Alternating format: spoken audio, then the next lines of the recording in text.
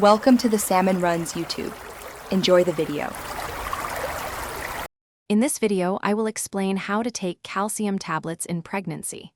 It's crucial to understand why calcium is so important for both you and your developing baby.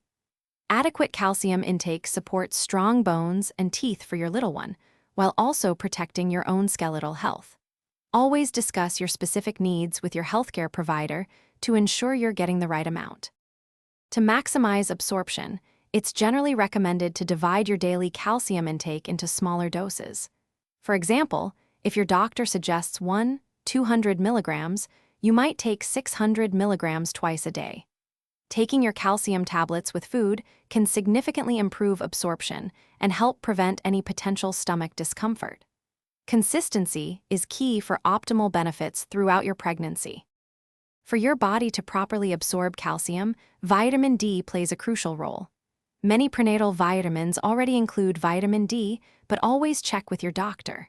Also, be mindful of other supplements. Iron can interfere with calcium absorption, so it's best to take them at separate times, ideally with at least 2 hours between doses. This ensures you get the full benefit from both.